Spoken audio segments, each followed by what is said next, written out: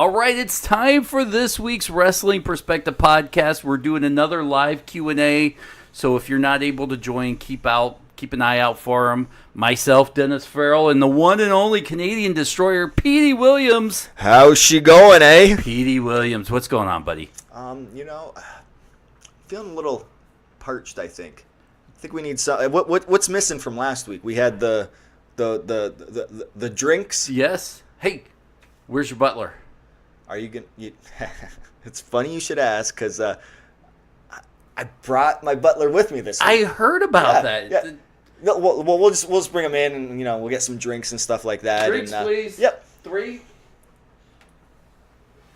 somebody order some drink? It's television's Chris Sabin is your butler. No. Thank you, Chris Sabin.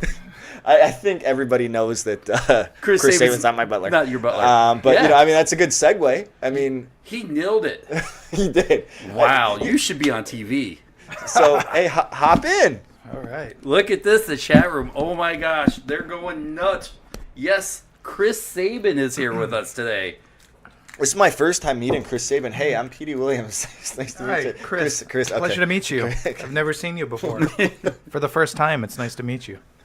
Thank you so much for hanging out. This has been kind of cool because... Surprise! I know, right? As nerdy and fanboyish as this sounds, I'm always after Petey. Like, hey, I know Chris is kind of rehabbing, not doing anything. Invite him over. Come hang out. And Petey's like, I don't know if this is even his thing. And here you are. Here I am. So, Sabin, we know. Okay, I'll just back it up a bit. When I wasn't with Impact Wrestling, I watched you on TV. I don't remember what year your first knee injury was, but I remember watching, and you tore your ACL, and then you had your rehab, and it was like a year later. Then you come back within a month. Like, no, I don't even know if it was a month. It might have been less than that. I see you catch a dive or whatever the case may be, and you tear your other ACL, and I'm like, man, what? Like, if this guy has no luck whatsoever, and then you come back, you rehab it, you become Impact World Champion. I was there for that. It was awesome that I got to see that. And then again now, you're out with an ACL injury. So talk about your injury. What's going on with that? When can we expect your return? All that sort of stuff. Well, it's funny you say you don't remember what year it was, because I remember exactly what year it was and month and the day. Yeah, it was in 2011 when the first one happened. It was my right knee. I remember it happened on April 20th, 420. Get out of here. No, really? I'm serious. Yeah, it happened on 420 that year. I had surgery on Friday, who were you wrestling? the 13th. Anarchia. You remember Anarchia from LAX? He was a short-lived LAX filling guy. I don't. Absolutely terrible in the ring. Just the worst. If he's listening right now, I mean, okay. But it sorry, doesn't man. matter. Sorry. I don't even know if he still works. But No, Well, he he's doesn't. actually your real butler, believe it he or is not. my real butler, so very well deserved his position in life. Yeah, that's all he could do was be a butler after he was so bad at wrestling he had to leave. So anyway, yeah, so that happened. I had surgery on Friday the 13th also, which was, I don't know, maybe that was kind of ominous. 420? Maybe that's where the bad luck came from. Friday the 13th? 420 Friday the 13th. This is ridiculous. Okay. Yeah, weird dates. So I went through the rehab, finally came back. It was my 11th match back when I returned.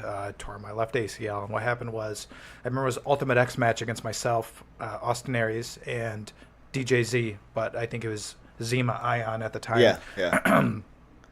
And I took a backdrop to the floor, and I remember just my left knee exploded. I think I was just favoring my right knee so much. I don't know if I wasn't ready. I didn't rehab it well enough, whatever the case may be. So, yeah, then it happened then. So, but, after I came back from that, I was fine for, that was 2012. And so I was good for 7 years, and then it just happened again, second week in January. How did it happen this time? So, I was really curious to see it, but they ended up cutting it out of the TV show. It was on that match that happened and aired on ROH TV last week, but they cut it out for some reason. I'm not sure why, but I was giving Flip Gordon it's something simple, a top rope Frankensteiner with him sitting on the top rope. As I flipped over, tried to land on my feet, and I just planted wrong, I guess, and my knee just buckled inward, and I felt the pop, and I knew right away that it was my ACL because it's happened twice before. So, I think I did one more thing in the match where I threw a clothesline at Rhett Titus, and he ducked it, and then I just got out of there. I wasn't supposed to do much more in the match, but I just rolled out because I couldn't walk. And I knew it was it right away, and Yeah, here I am getting surgery in April. Just been doing physical therapy in the meantime, and that's about it. Hanging out in my house. Hanging out here, getting you guys where beers. where else would you want to be? So what's your anywhere else but here. I'm sure everybody's wondering. So what's your right now? It's March 1st. What's your expected return? March 1st, 2019. What are you thinking if rehab goes well? I would guess 2020. They say it takes a little longer to rehab because this will be a revision surgery. This will be my second surgery, and it's a little more complicated because there's already hardware in my knee. So, they're gonna have to go in there and deal with that. So, they say it takes a little longer to rehab. So I'm guessing I'll be back 2020. I just gotta say, Turning Hill had the best comment so far in the chat room. Okay. Yeah. You're good when Frankensteiner is just something simple. Yeah, something simple like a Frankenstein, like a Hurricane Rana. Yeah. Like no problem. I couldn't do one. Well, I mean, of course, I'm fat and out of weight, and I guess it's all Dude, I remember we talked about this last podcast. Don't make me bring it up again. I saw you try to get to the second row. He's like, hey, I'll over in Toronto at Slamversary, he's like, hey, can you take a picture of me? I want to pose on the second rope with the belt. My fantasy His football fantasy champion. football belt. Yeah. Because And I'm I like, don't sure. do anything real. And he goes and he tries to go up there with the belt, like, Stone Cold. I'm would do or winded. something like that. And he's like, I can't do it, Petey. I can't do it. Can you pass the belt up to me after I get up here? And I'm like, Well, I'm not sure-footed. See, so a lot of people watching this or listening to this at home, you think we make it look so easy. You you just walk up to the second rope, but it's really not that easy. It's wiggly. Yeah, you're like, oh my god, I can't. Any questions on the? Yeah, guys, feel free to shoot questions to us. Chris Sabin is here in the basement with us.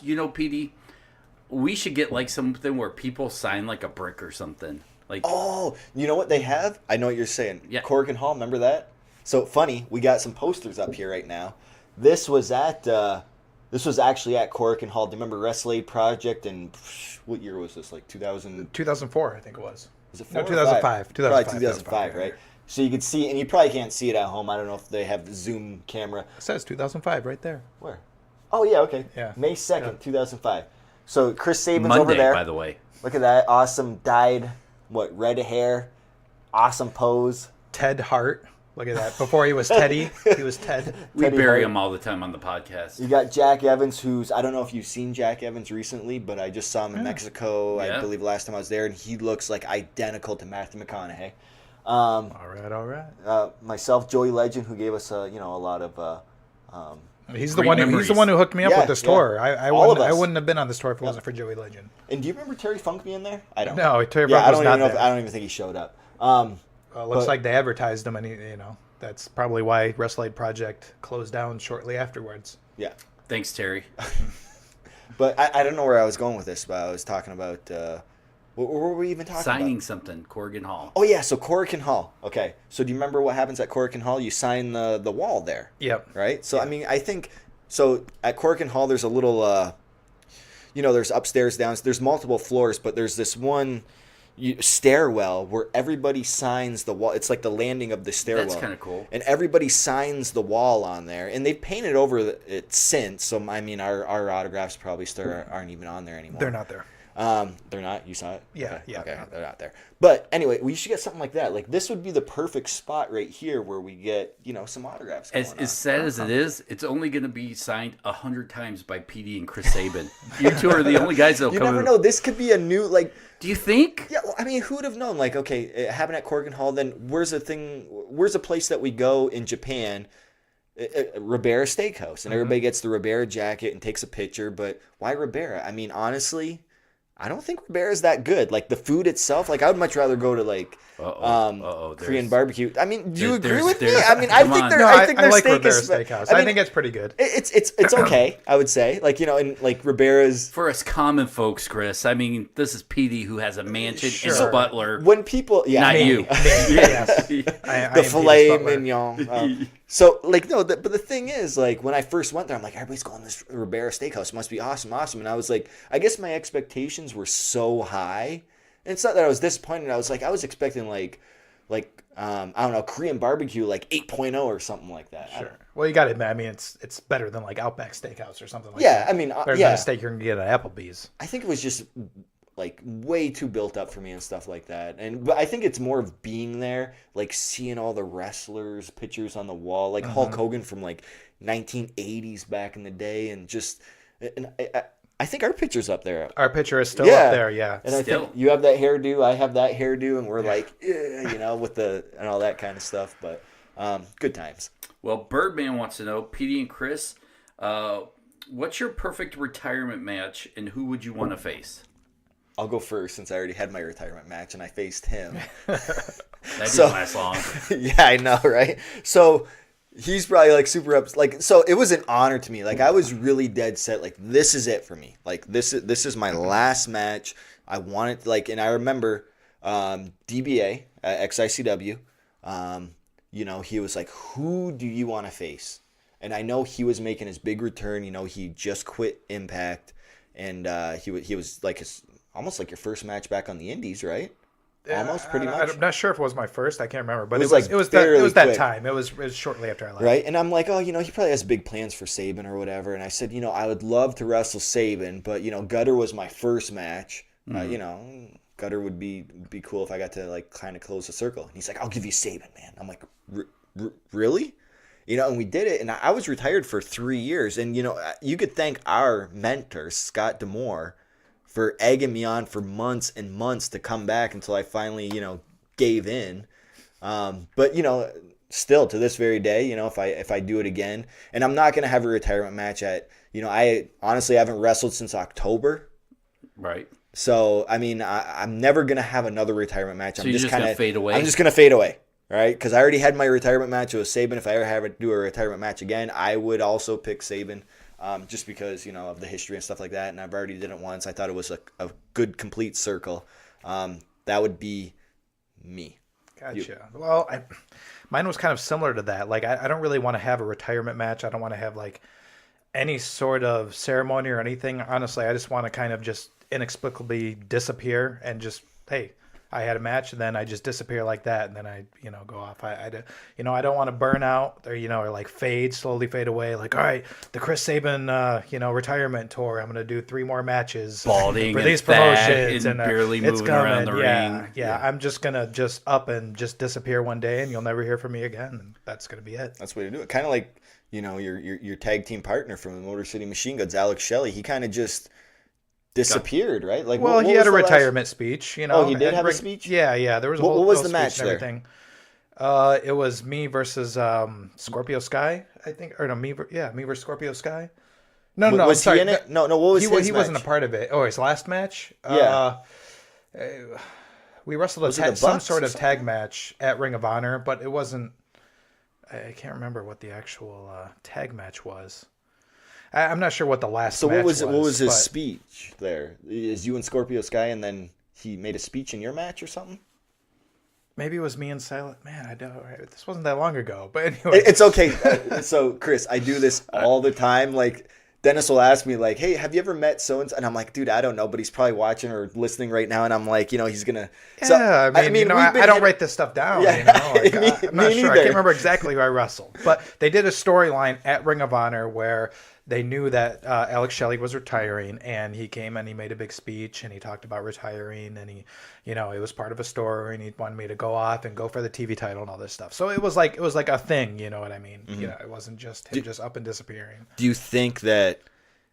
And that's the thing with like I felt I was never gonna come back. I was so content on not coming back until Demore hit that line that it was like, oh, you know, I thought that, you know, your kids might want to see what their daddy used to do. And I'm like, you son of... Oh. So then, do you feel that... Everybody says they're going to retire. Do you feel like Alex Shelley will come back? I think so. I mean, you know... Everybody loaded question. Back, right? Retirements aren't retirements of pro wrestling. And if you haven't learned that at this point, you're not a pro wrestling fan. How many times have people retired and come back? Do you feel like people have the intention to retire? Like, hey, I'm done. And it kind of like, you've been in this business just as long as actually probably like a year longer than I have.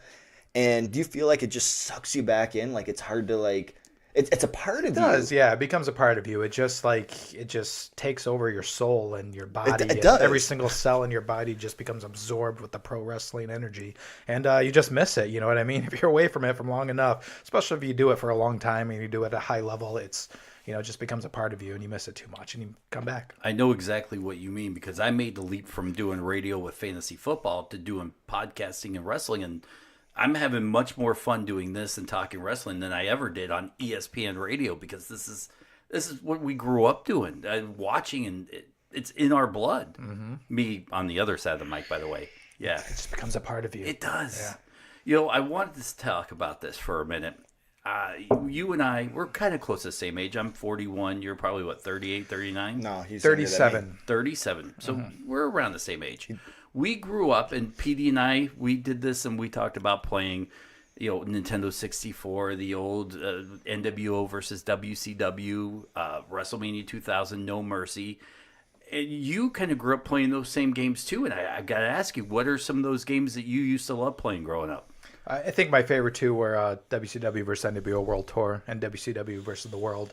Those were two games that me and my buddies, I just have tons of just great memories with my friends because, 64 was like the first system to have 4 controller ports built into it. So GoldenEye. Yeah, GoldenEye was awesome, of course. Yeah, I mean, so, just because I have so many good memories of just playing that as kids, having fun, going over to my buddy's house and all this playing. Who are your wrestlers? Because you create your own guys and you love that. And we, like I said, on the No Mercy right now, I'm going through and it has like 18 slots, and I'm slowly filling them in with current wrestlers, the best versions I can find on the internet. I'm not actually doing the legwork, guys. Yeah. So. And it's kind of cool because, I'll have a Kenny Omega and he's wrestling The Rock. So who were the guys you enjoyed playing on those games? I think it was WCW World Tour that had all the... So they copied a bunch of Japanese wrestlers. There was like the Great Sasuke and Takamichi Inoku and Naniwa, but they had like different names, even though they were exactly them, but they were, called them different things. I think I remember Naniwa was the claw, and he was always just, it was fun to pick him because his taunt, he would just do like the swivel hips and the crouch chop or so, I like those guys just because it was fun to pick, I wish they'd bring back that game engine from was it THQ? Yeah. The kind of blocky, and they finally got it right towards the end and just faded away and disappeared. But to me, as fun as the WWE 2Ks are, nothing beats that blocky, wrestling games. Easy 2-button hit, move, block. Perfect for me. What was that game? Do you remember we used to be in the hotel room back when Red was with us, Amazing Red? And he had that one Japanese game, and I remember I always picked Kawada. Yeah. Do you remember the name of that game by chance? Because he used to always get so upset because I would do the Kawada kicks and the power bomb and then beat him. And he was like an expert. You remember that? Yeah, I definitely remember that. I don't remember what the name of the game was, but it was a Japanese game. Yeah, and he had the little the converter thing you need to be able to make the American version on TVs. No, it wasn't the American version, but if you have. What is that? Some sort of converter chip that you need in your video game system. Like a mod chip or whatever. Yeah, in order to play, because you can't play Japanese video games on an American system. You're still a gamer, right? Yeah. What games do you run now? Well, lately I've been playing PUBG with. Actually, I play PUBG a lot with Chase Owens, part of the Bullet Club, New Japan wrestler. Him and I play PUBG a lot. What's PUBG? Player Unknown's Battlegrounds. It's kind of like adult Fortnite. Okay. There's blood and vehicles, and it's a little more realistic. But is it on a game engine or is it on like a phone? So Grandpa Petey. Yeah, I'm sorry, Grandpa Petey. Hey, I don't have time. Oh, here it is. To play these games. 7 streams of income. That's why we all work for him. I would love to just be able to. I mean, I was a gamer. We just talked about like playing these games with Red and stuff like that. I was a gamer, but then kids happen and life happens, stuff like that. And I would love to get back into it, but I want to be able to talk about this and be in this conversation. You guys, instead of sitting here going, "Oh, what's PUBG? I don't know." Well, now you know how I feel when you talk to your buddies, and I'm like, dude, but you know wrestling though. You know what I mean? Barely. So go on. Is it on an actual console or is it like a? It's on both. You can play it on mobile. There's a mobile version of PlayerUnknown's Battlegrounds that you can play on your phone, but I don't like it because the controls are. I don't know. I can't play it on the phone. You need the controller. Too hard. Yeah, I need the controller. So it's fun games. Basically, like I said, adult Fortnite. Apex Legends is like a similar kind of game where you parachute on the island, Hunger Games style, and then it's first person though. Right. Before that, I played Red Dead Redemption 2 and Far Cry 5. I think were the last 2 games I played. How was it? Because I had Red Dead 1, and it was a blast. Me and my buddies would get on and dork around, and we didn't do any missions, but we, ran stagecoaches off cliffs and doing stupid stuff. That was number 2. It's amazing. Yeah, I might say it's definitely one of the best games I've ever played. I don't know, maybe the best game I've ever played. Just really very immersive. The story is great. It's just there's so much you can do within the game. Like you can even sit down on a table and play poker. And sometimes I would spend like 5 hours just playing poker. Yeah, it's just an amazing game. That's you can't even describe. You just have to play it to realize how good it is. In one of the chat rooms, I did have a question for you guys. Did you guys ever create yourselves in any of the video games when you were professional wrestlers? Not. I'll start off. Not when I was a professional wrestler, because at that point I wasn't really playing video games. I think I was beyond. So what's weird is when I became a professional wrestler and started really working with Impact, I really didn't watch any wrestling. Like there's an era in like WWE that I didn't even watch. Like I don't even know what happened. Because I was like, we've talked about this before. I was so like immersed in like wrestling that when I went home, I just didn't want to watch any more of it, right? Or follow it in WWE or whatever the case may be. But when I was younger, yes, definitely. I'm like, yeah, man, I'm going to design myself, all that kind of stuff. But as an adult, I didn't. Yeah, same. I once I got into wrestling, I never made myself in a wrestling game. But before that, yes, absolutely. Did you have to fight the urge off? Because come on, if I was a professional wrestler and there was Nintendo 64 game, every day I would be like, you know what? I'm going to do the Death Valley Driver and the Super Kick. No. So, like... 450 Splash? I think so, guys. So, before I was a pro wrestler, I would buy the wrestling games. Hence, the ones we just talked about, the THQ games, right? And the only wrestling game that I didn't even buy. I received it. It was on PSP. Remember the handheld PSP? Yes. I was doing like an autograph signing in St. Louis. There was like in the mall at St. Louis, there was a wrestling store. And they gave me one of those SmackDown vs. Raw PSP games. Right? And so that's the last one that I had. And I don't remember what year it was, like 2008 or something like that. Mm-hmm. That was the last one I had. So to fight the urge, no. Because, I mean, you kind of... It was kind of weird, like playing that wrestling game with you, like a few weeks ago, like going back to like WrestleMania 2000 and No Mercy and stuff. I haven't played that in years, and just to see that, I'm like, man, I this is great, but I haven't played that since I've been a professional wrestler. I'm gonna have to book Chris to come play video games with me. Yeah. Is that how that? Do I have to call your agent, or how's that work? Probably his butler. I was gonna say as long as Petey gives me the time off. How is the benefits working for Petey? Stop. It's cool. I mean, he pays me well, treats me well. It's I enjoy butler work. What can I say? Right, it's a hobby more than anything. Yeah, it was. I mean, Jeffrey from Fresh Prince of Bel-Air is one of my heroes growing up. So see, I'm more of a Benson guy, but I understand. Gotcha. I like Mr. Belvedere. I wish both of you would act like that. But anyways, cool. Petey coming out big. I like that. We are getting a ton of questions here in the chat room. Let's see. Can you guys tell any funny AJ style stories? I mean, where do you want to go with that? Clean for the radio. Okay, clean for the radio. I mean, the first thing that pops in my head, just because we're talking about video games, and I might have told this on the podcast before, and I think you were there actually. Okay. We were playing some sort of like NBA type game, and we were playing it GameCube. AJ brought in GameCube. I had like PS2 at home, and I remember I had the game for PS2. I was pretty good at it. I didn't let AJ know that I was good at the game. All right, and you know how competitive AJ is. Yeah, so competitive. Yeah. So I remember I'm playing him, and I'm like, how do these buttons work? But I don't know because I don't have GameCube, so I just want to know how the buttons work. And I'm beating him, and he's like banging on the table, hoping that the disc, would skip so he wouldn't lose. Oh wow! Right, so that's AJ and how serious he is about the games. I mean, that's one of the gaming ones I have for AJ. Do you have anything for AJ? I think him and Alex Shelley and I played Mario Kart one time, and he just wasn't winning. Both Alex and I were way better than him at Mario Kart, and he was just getting so pissed. Yeah, him just losing at video games are probably the funniest stories I have. And even if I wasn't playing with him, just watching him play someone else, if he lost, or if he lost, you would. Oh my god, yeah, he was like that was. I mean, we probably shouldn't be saying this because. But I mean, he losing at video games because that's gonna derail his career right now. No, I don't know because I know like Xavier Woods, is big into video games, has his own video game channel, all that kind of stuff. I wonder if they play each other and if they have like major heat with each other backstage because of the video. And I wonder who's better. I'm sure you can text somebody. Well, yeah, we probably should text them. Who's better at video games, AJ Styles or Xavier Woods? Or maybe that should be like one of our survey questions. I like that. Another question, Chris, while you're injured, do you keep an eye on the landscape of wrestling? Oh yeah, of course. I try to keep track on everything. It's kind of hard sometimes. The first couple of weeks that I was injured, I didn't watch any wrestling at all because it was kind of sore. I was like, shit, because in my mind I knew that like, wow, I'm not going to be able to wrestle for like a year or so, maybe hopefully less.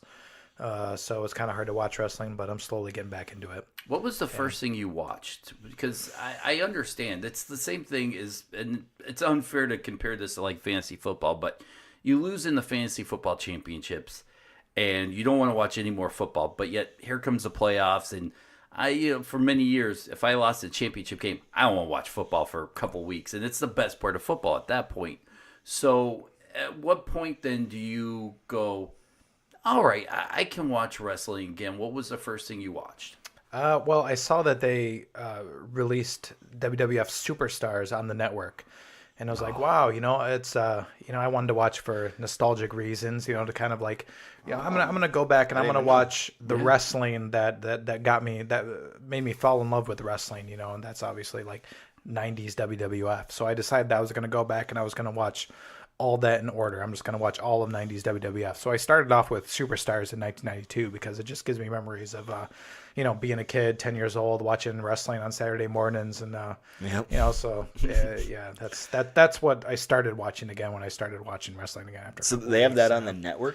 Yeah, only some in 1992 it looks like right now, but it's cool. It's a really cool time. Papa Shango and the Ultimate Warrior. Yeah, I remember that. Yeah, that exact storyline is happening right now on what I'm watching, and let's not spoil it for him. No, I know what happens. I remember, like, back in the day, like, in that era, like, I was like, man, I was, like, deathly afraid of Papa Shango. Jeez. Are you to the point where he hypnotizes the Ultimate Warrior? Oh, and then the last episode I saw, he put the curse on him. He put a curse on him after a match, and then he ended up getting the stomach ache, and then they showed the backstage footage with him throwing up and all that, yeah. But I remember how freaky that was as a kid. Like, this is unsettling. This is disturbing, as a 10-year-old kid watching this on TV, like, whoa. How's it played to an adult, though? Because there's a lot of stuff I go, and I talk about this a lot, but the Black Scorpion angle in WCW, Chris, I don't know if you've ever heard of it or saw it, but it's looked upon as one of the worst angles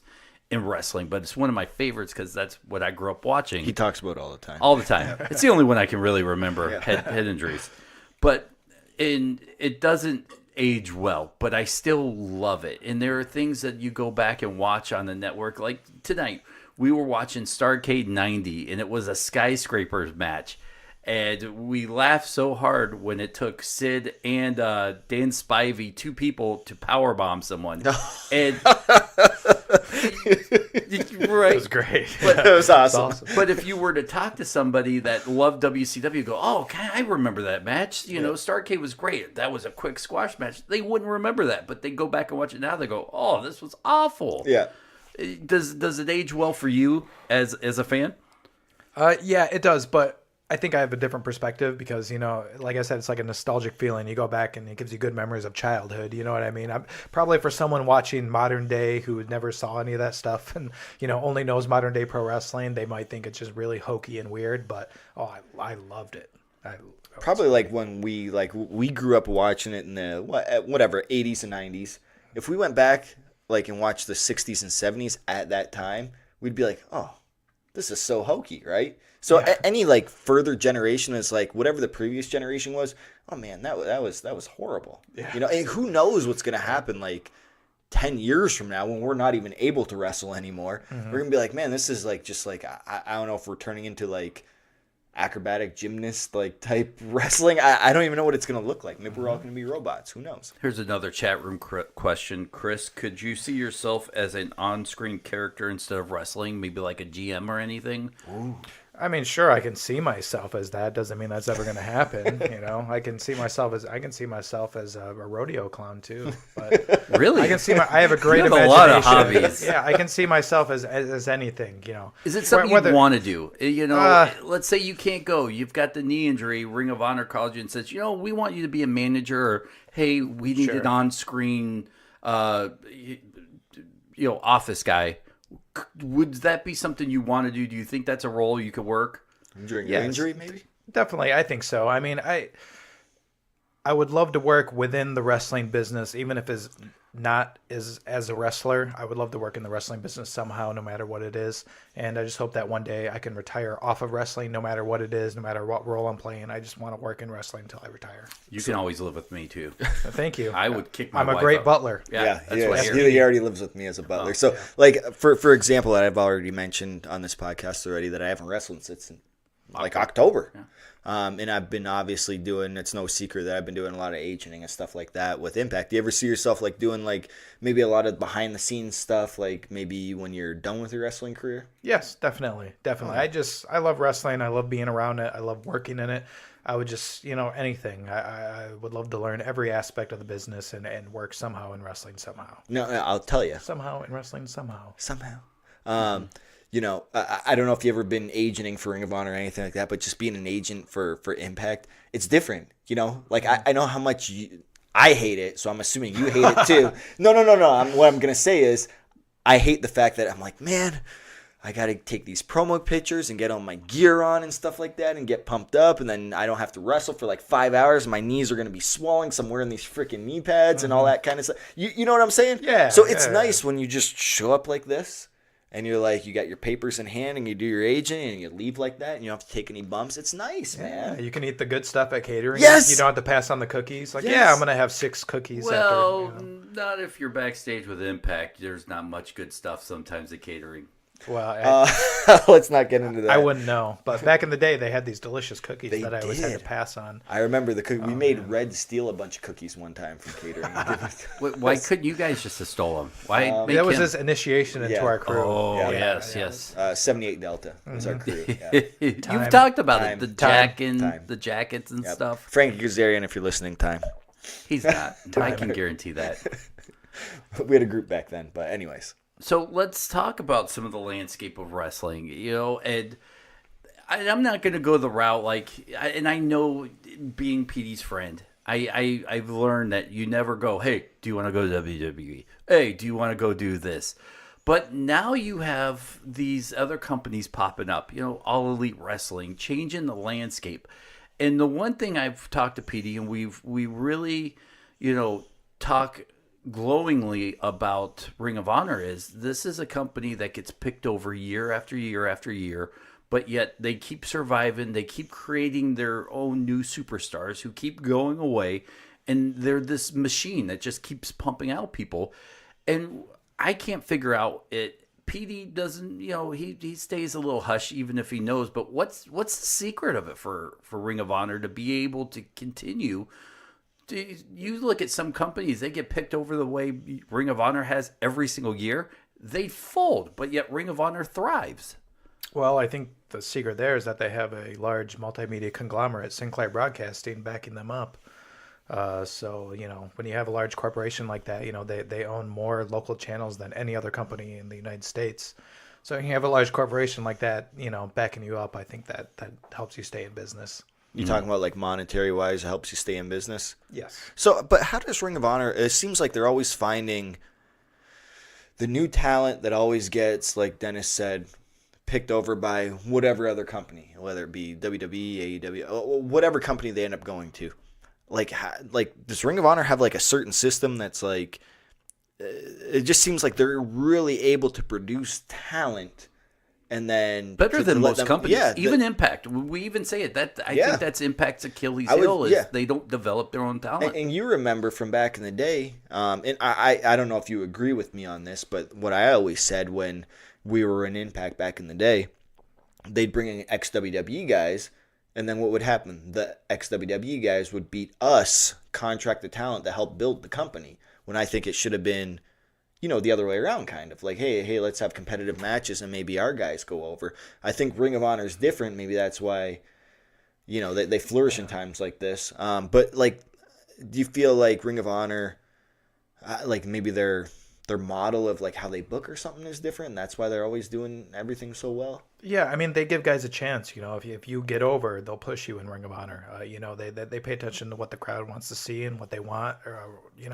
what sells. They look at some of the guys they recently brought in, like Bandito and Mark Haskins and PCO. These are guys that they weren't wrestling anywhere before they were wrestling in Ring of Honor. They just kind of made a little name for themselves on the independent scene, and they noticed that buzz and they brought them in. So I think that has a lot to do with it. Okay. A question from Gwynaside. Worst stable name, Lifeblood or Prince Justice League? I know.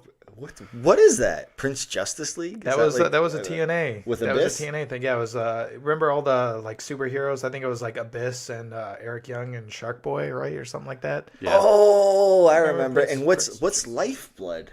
That's a new crew in Ring of Honor with. There's so many guys in it. It's like Is that the Mark the Haskins newest and one? Juice Robinson Okay. and a bunch of. Are they guys asking in what it. the worst name is? Yeah, which one's I the would worst say out of the Prince two? Justice League. It Yeah. sounds horrible. By far, Prince Justice League. Yeah, way worse. A side question off that. What was the worst stable proposed to you to be in?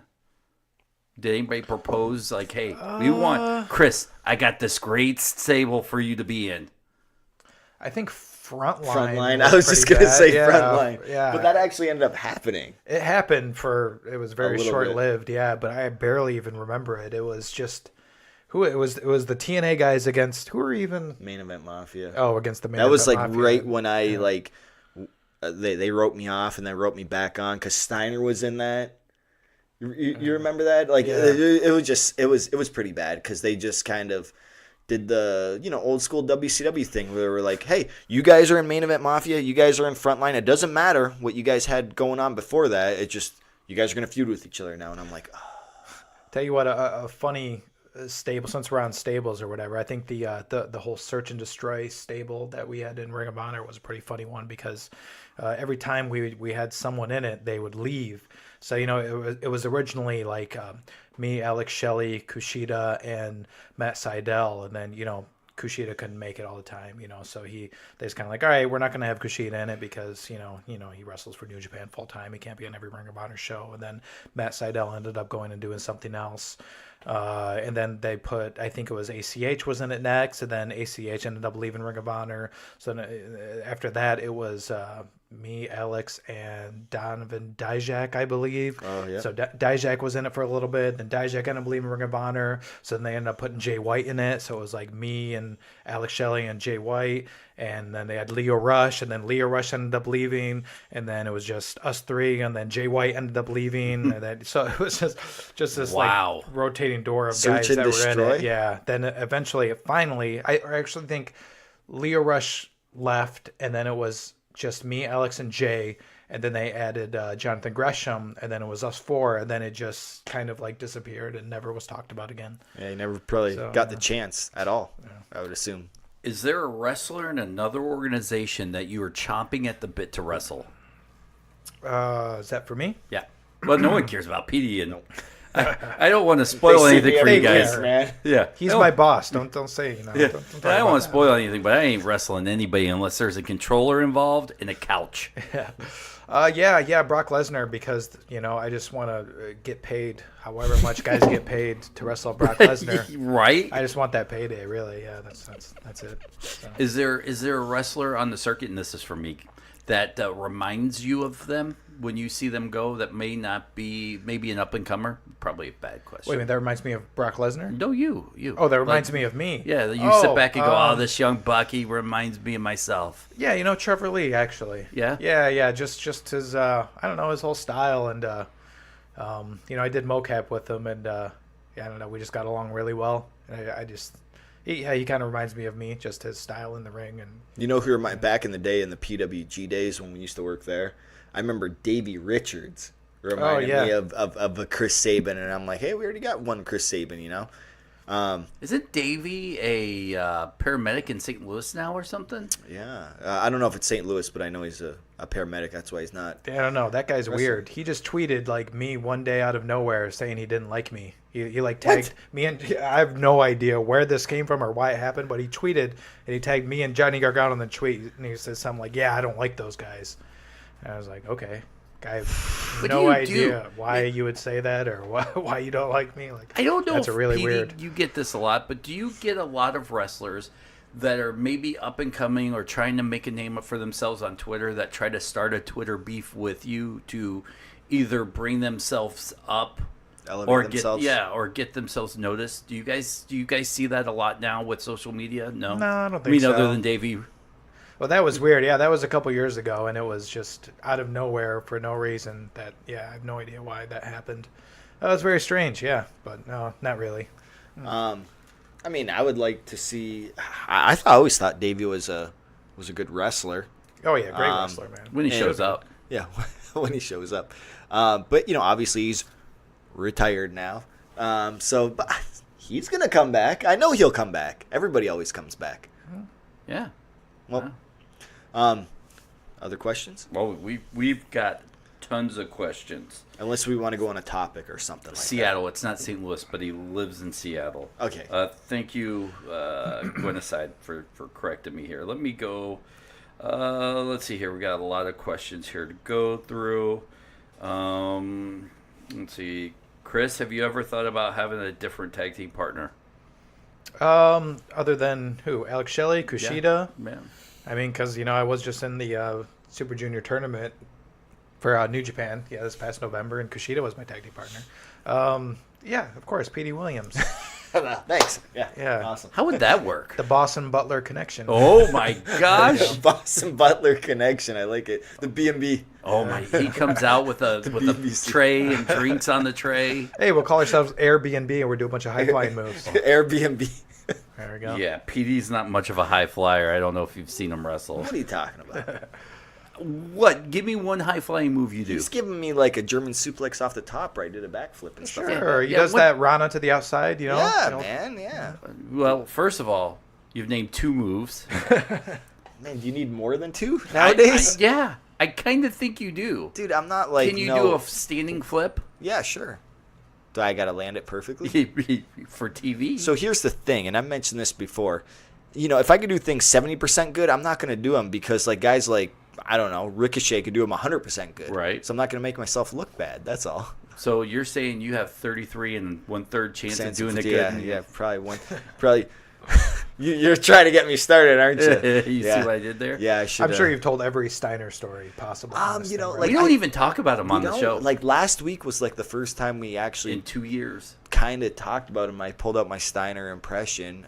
We never do it. We never talk about it because it's just done everywhere. Yeah, because every other. Thanks, Cole Cabana, for taking all my Petey Williams stuff. Yeah, but that was like over 10 years ago too. But yeah, no, I mean, if we're on Steiner, Yeah. he's been back in Impact, and he's like in his 50s now. It's I love seeing him back there. Do you remember when Scotty was there?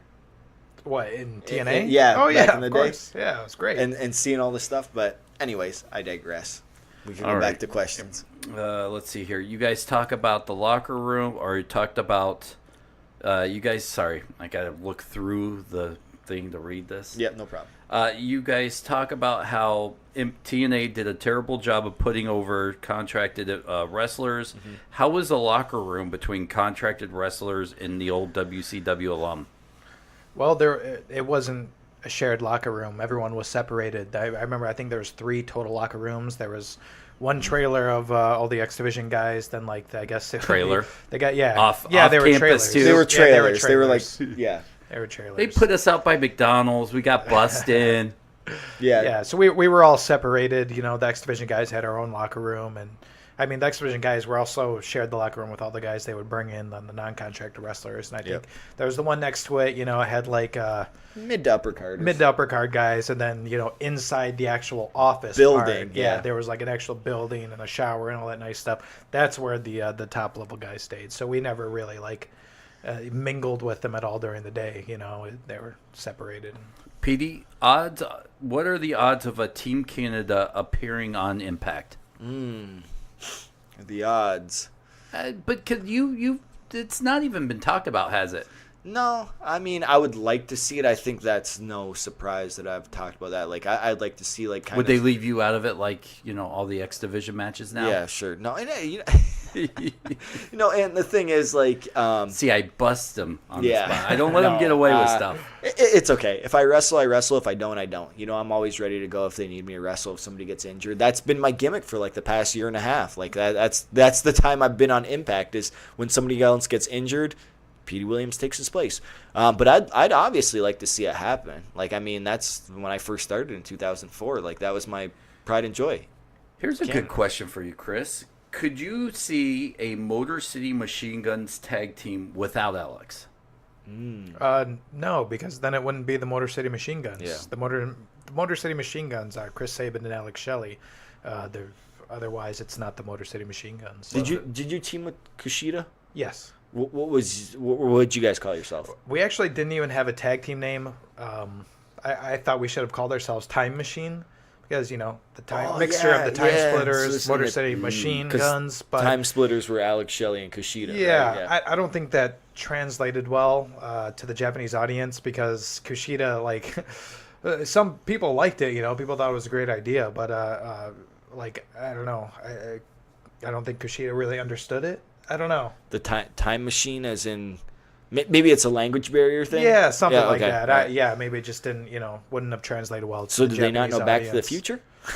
They must know Back to the they Future. do. He dresses like Marty McFly. Yeah, and I think him and Alex Shelley came out in a DeLorean for their Wrestle Kingdom entrance one time. Oh, so, yeah. my. But That'd be sweet. Oh, just even sit in the DeLorean. Yeah. I'm marking out for I've that. only seen one DeLorean, and it was like at Universal Studios. So, I mean, Right. just to have another one. I didn't even know there was one in Japan. That's great. You brought up something interesting when we're talking about Japan, but what is Japan audience's vision or views on American wrestling and wrestlers? I always find this interesting. Like, I got a buddy who's English, right? And they think, like, we're the trailer park trash of the wrestling world, wrestling fans here. What do the Japanese view wrestling fans in America as? I don't know. I honestly couldn't tell you. I like I said, there's the language barrier, so I don't really interact with a lot of Japanese wrestling fans. I don't know. Maybe you can check out some Japanese wrestling message boards if those exist. I can't read them. Do the Google Translate, right? So translate that Or English. I have can't no read idea. it. Yeah, I have no idea what they think. Yeah. Siri, what does no? No, Don't go. My phone almost went over to Siri. That's a joke that backfired, huh? You said Siri. Oh, I better not say Siri because they'll think that they want to say something. Let's see here. Someone threw out the name. You should have called yourself Time Shifters. Time Shifters? Okay. Did you think of that one before? What? Time Shifters? I thought that was one that came up before. No. That's a good one. Yeah.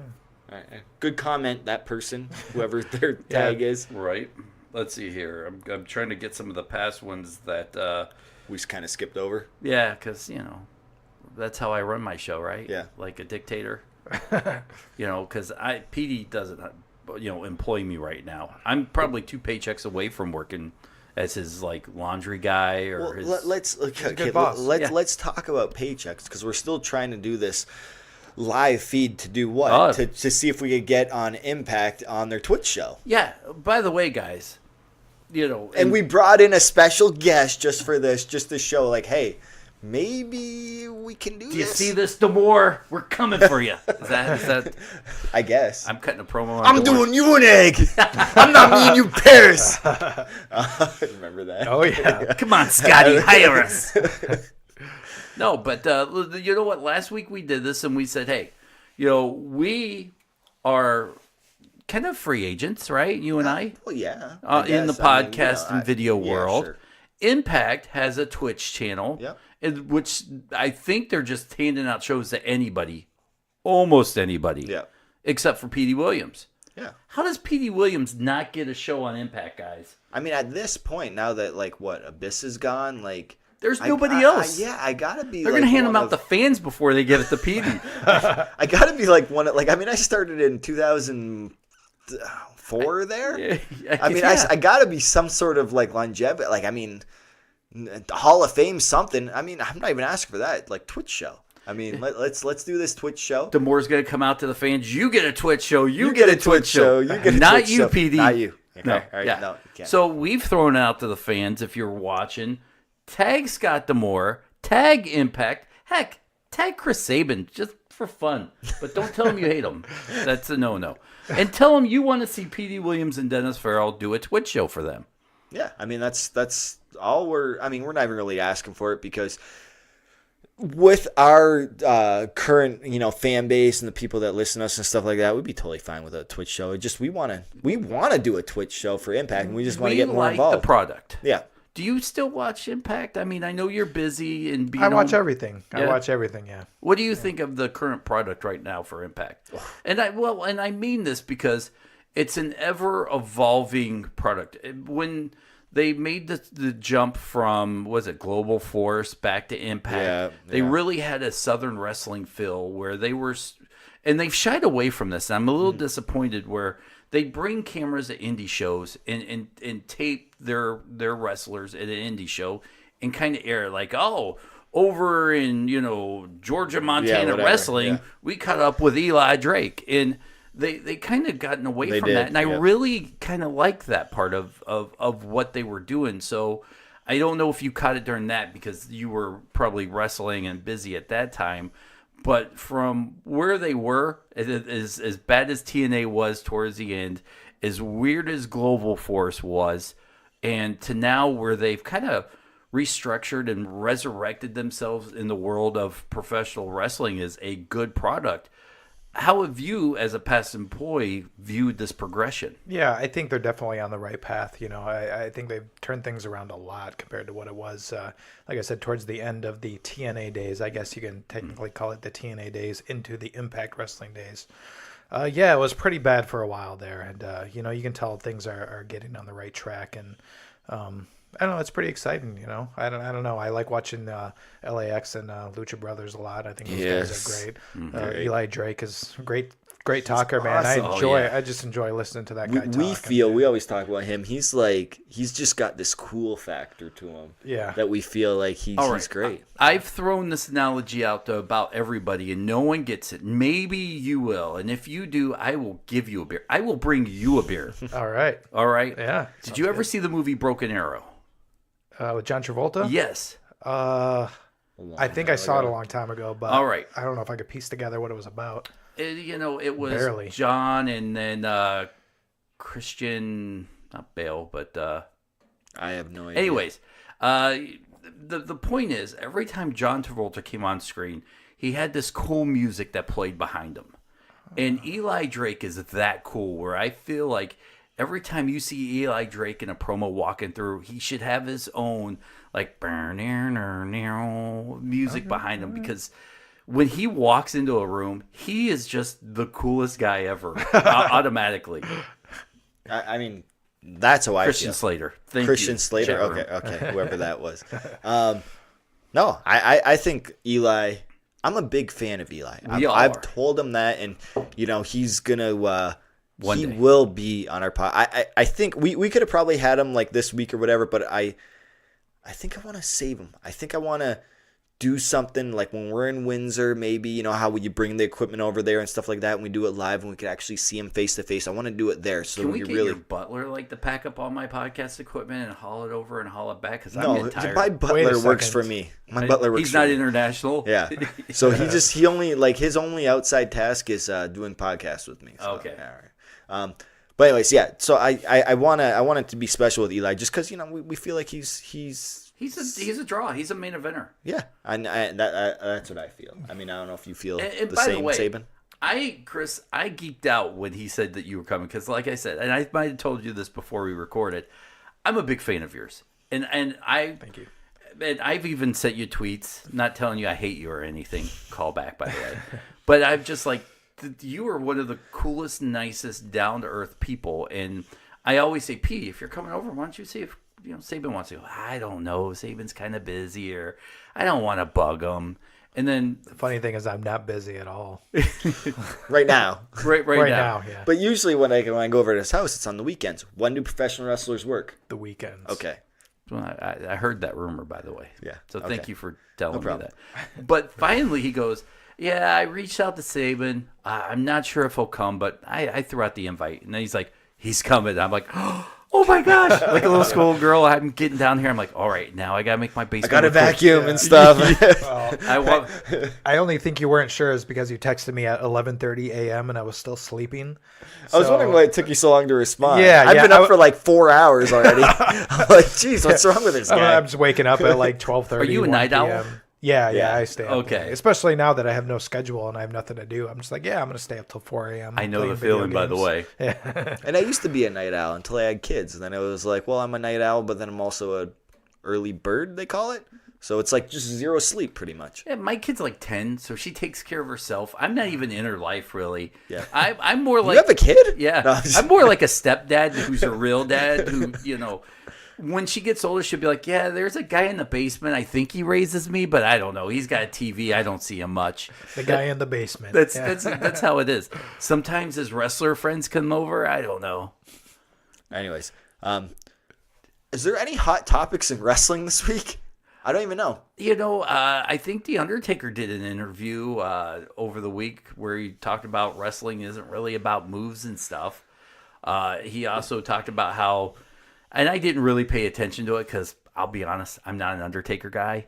I think he hung on a couple years too far. A couple? Well, here's the thing.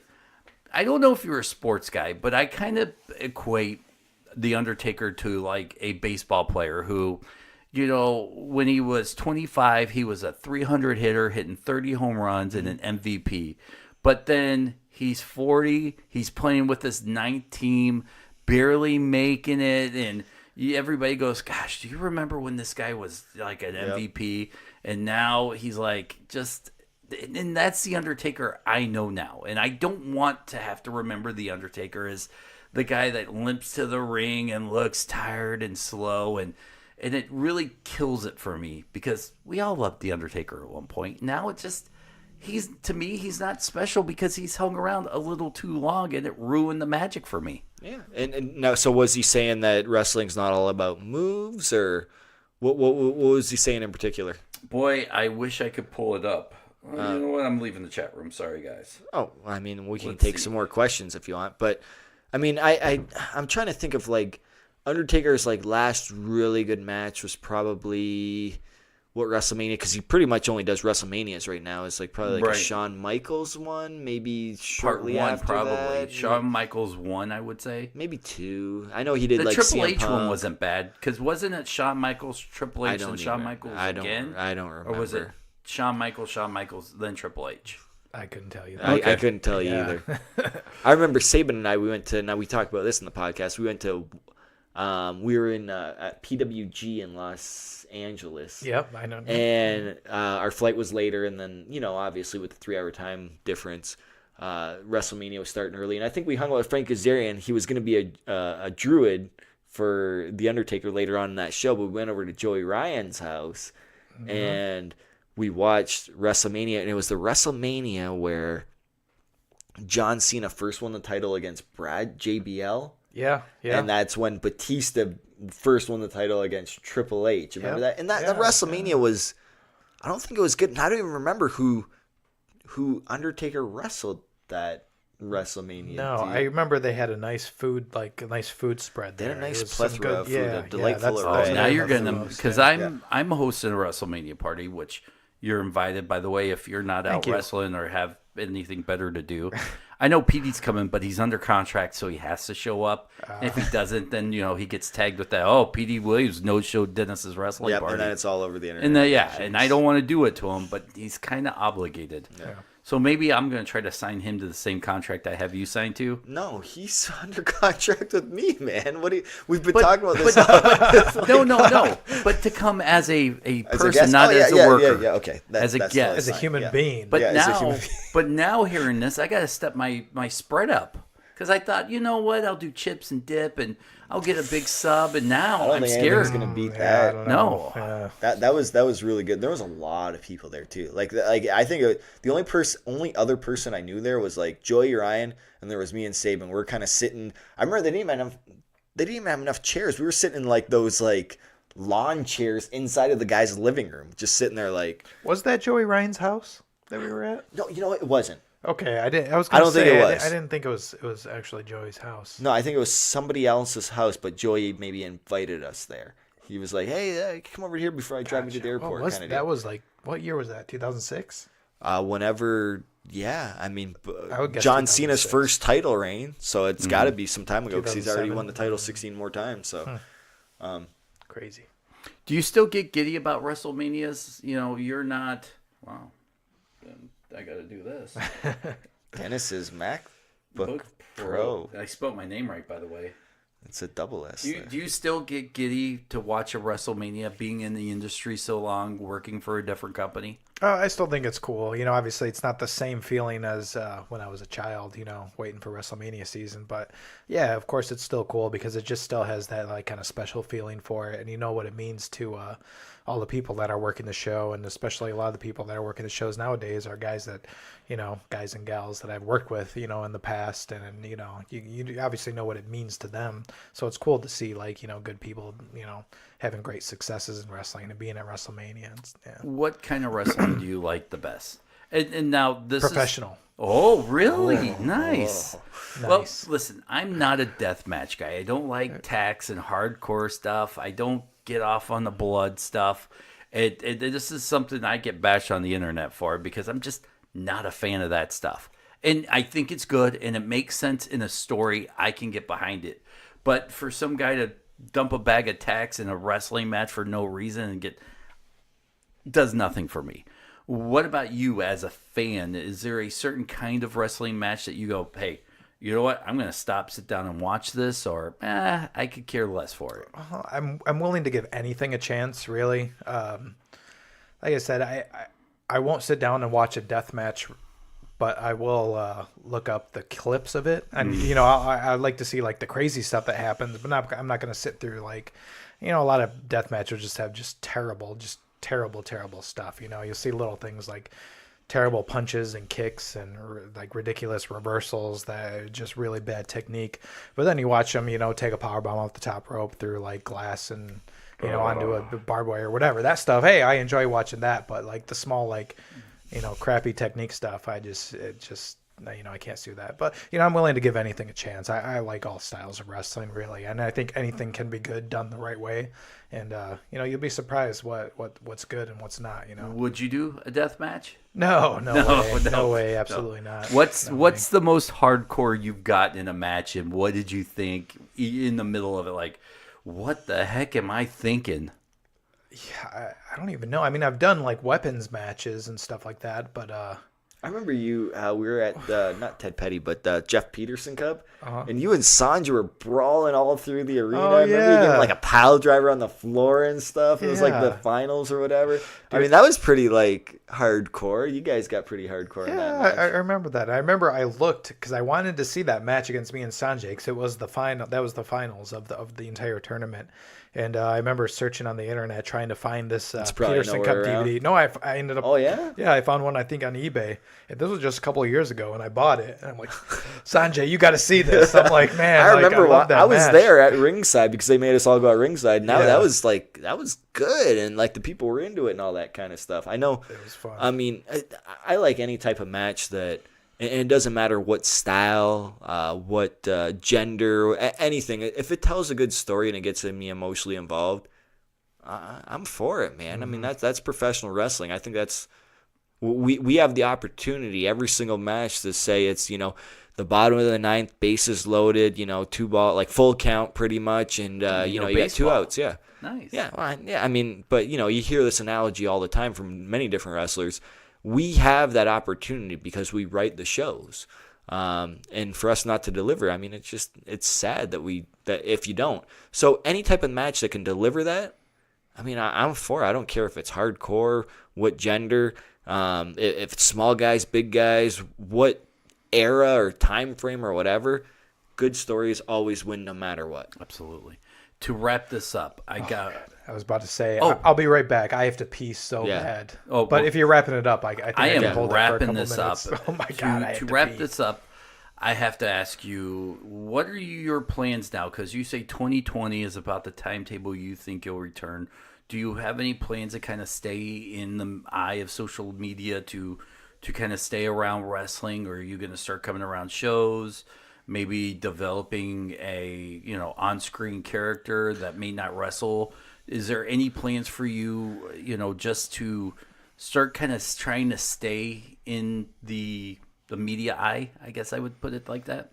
I really just have I'm only thinking short term right now. I just want to get through this. I want to get my surgery done, want to get through physical therapy, and just want to get back into ring shape. I'm not really thinking too far in the future right now. I just want to just focus on that, focus on getting better. And, I'll tweet when I feel like it. I never really, it's weird because, one of my motivating factors in wrestling never was to be famous. I never really cared about being famous. You did a good job, by the way. What, of not being famous? I know. Yeah, I did a good job of not being famous, but but yeah. So it's like I never really cared. Like if I don't tweet for weeks at a time and I don't get that attention, it doesn't matter to me because I don't know. That's just not something I think that matters in life. And I think that probably hurts me as a pro wrestler, but at the same time, hey man, that's just how I am. So I'm just focused. I just want to focus on getting the surgery, getting better, and then we'll see what opportunities are available. Can you tell us when the surgery is? April 24th. Okay. Yeah. That's not too far away, about 6 weeks or so. Yep. And we all know when you tweet, Sanjay loves you, by the way. I love him, bro. Yep. And so I saw your you got like 2 new T-shirt designs. I saw those. They look great. Where can people find those T-shirts? Oh, yeah. ProWrestlingTees.com/Chris Sabin. Check it out. They have me under the injured wrestlers section. So, injured wrestlers. Yeah. There's active wrestlers and injured wrestlers. Yeah. Hey, so if you guys want to help out some injured wrestlers, I'm not working right now, so I would appreciate it. But, if you don't want to buy a shirt, that's cool too. I respect that. Do whatever you want to do buy with the shirt your money. because they're a great design. But it would help me out, at this time. Is Petey giving you time off for the surgery, or do you have to go back to work, or how's that There's work with crutches, man. There's no time off. Yeah, Petey's actually doing the surgery. So wow, he's actually an orthopedic surgeon on the side. That I don't know if you knew that, but yeah he does. You notice how we always talk how I'm so busy? Yeah. We never mention why I'm so busy? Orthopedic surgeon. It's weird because you spend a lot of time looking at my wife's foot. I didn't know what was up with that. Yeah, because she broke her fibula. Yeah. Which you don't actually need crutches for that. You just wear the boot. Hence the that's boot. right. So, yep. See? All right, Chris, we're going to let you go pee, Petey. I'm going to go pee after him. Yeah. So, and then you go pee after that. So, good.